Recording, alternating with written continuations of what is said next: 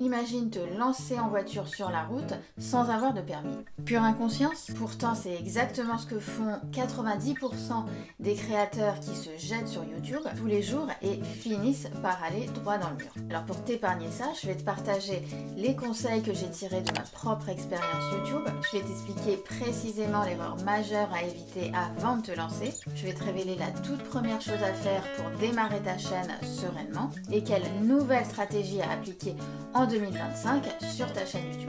On y va? Tout comme on peut se questionner sur l'utilité d'avoir une voiture, avec tous les inconvénients que ça peut engendrer, tu te poses peut-être encore la question légitime de pourquoi se lancer sur YouTube.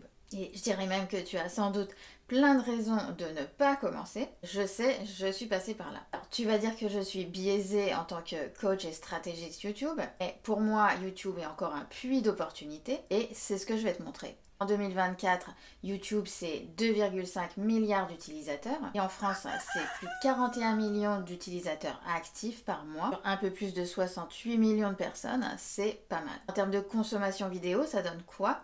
En 2024, 92% des personnes qui vont sur Internet regardent des vidéos, au moins une fois par mois dans le monde. Et peut-être que tu le sais déjà, YouTube est le deuxième site le plus consulté au monde après Google, ce qui représente à peu près 33 milliards de consultations par mois dans le monde. Peut-être que tu hésites encore avec d'autres plateformes comme Instagram, Facebook ou LinkedIn. Là encore, sache que le format vidéo préféré des Français reste quand même YouTube à 89%. Ça fait de cette plateforme la plateforme préférée devant Facebook et Instagram. Peut-être que tu es déjà entrepreneur ou entrepreneuse et que tu veux générer des revenus avec ta chaîne pour ton activité professionnelle.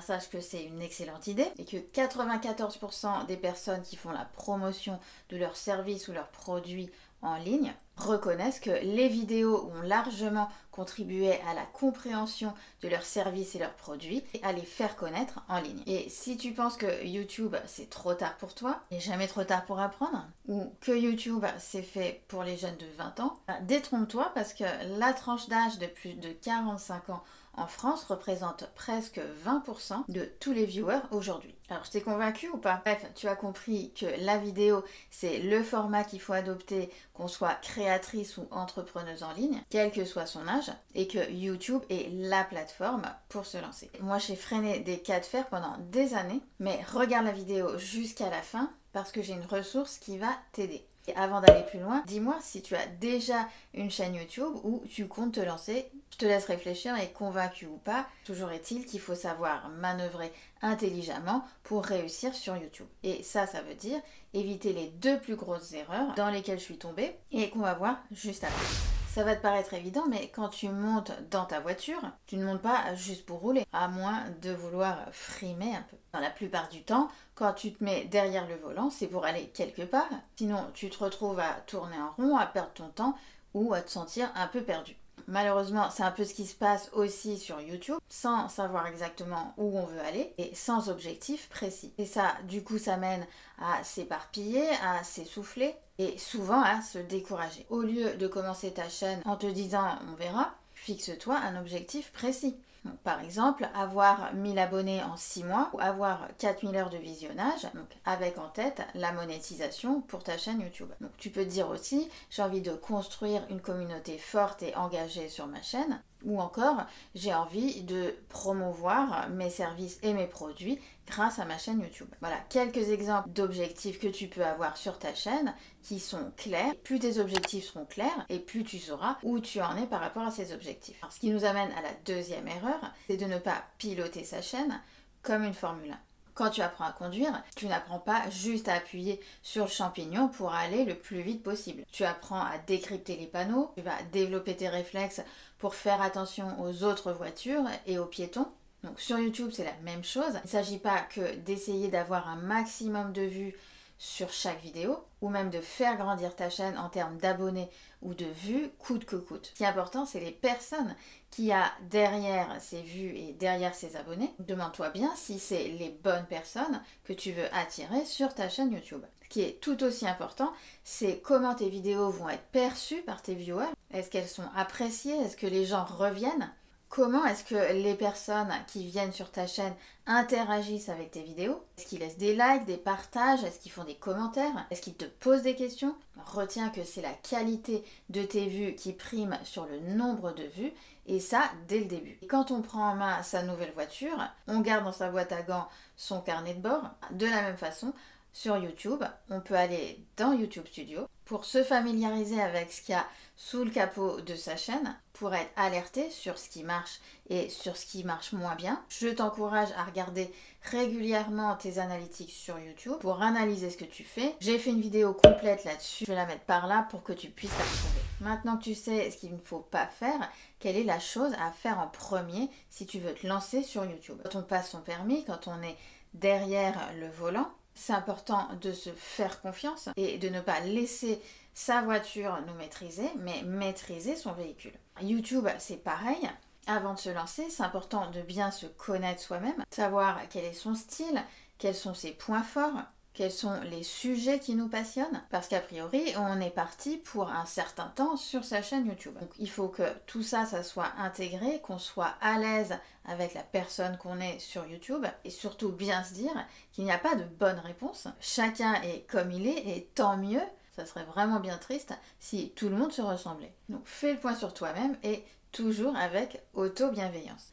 Après, tu peux passer à la deuxième étape qui est bien connaître ton audience. Donc, réfléchis à qui tu veux aider de façon précise, quels sont leurs problèmes, leurs frustrations, leurs questions. Et ce qui est super important, c'est de choisir un créneau spécifique. Et là, il n'y a pas de jeu de mots. Par exemple, si tu veux faire du DIY, du do-it-yourself, ne fais pas une chaîne sur du DIY en général, ça va être beaucoup trop large. Fais du DIY sur quelque chose de beaucoup plus spécifique, comme cette chaîne par exemple. Donc là, c'est Cécile DIY. Là, c'est la chaîne de Cécile qui fait du DIY couture spécifiquement.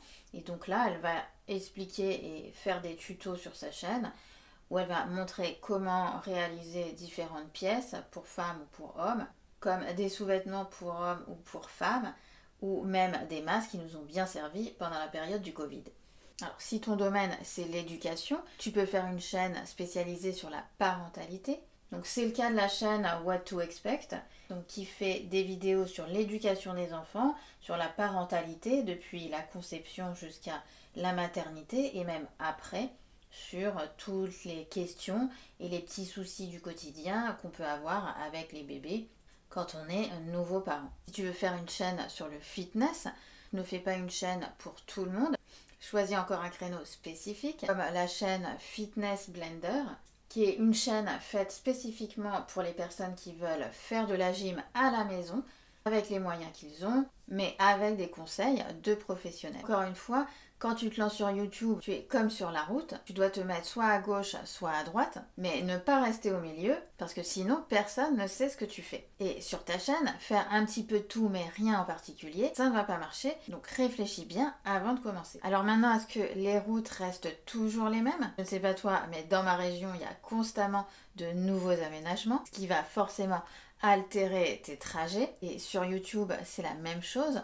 Le paysage change régulièrement. Il faut apprendre en tant que créateur à s'adapter pour profiter de ces nouvelles opportunités. Quelles sont sur YouTube ces nouvelles approches, ces nouvelles stratégies en 2025? C'est ce qu'on va voir juste après. Et surtout, reste jusqu'au bout de la vidéo pour profiter d'une opportunité pour bien te lancer sur YouTube.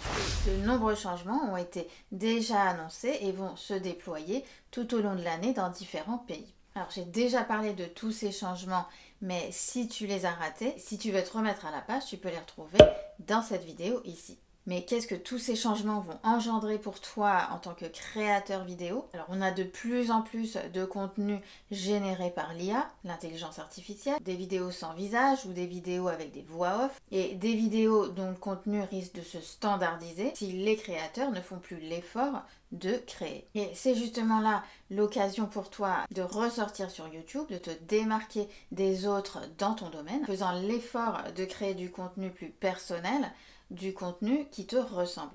C'est l'occasion de faire transparaître ta personnalité de façon sincère et transparente. Ne cherche surtout pas à copier ou imiter d'autres créateurs. De toute façon, ça va sonner faux et toi-même, tu te sentiras mal dans ta peau. Je t'encourage au contraire à montrer tes vraies couleurs, à faire en sorte que les viewers te connaissent un petit peu mieux.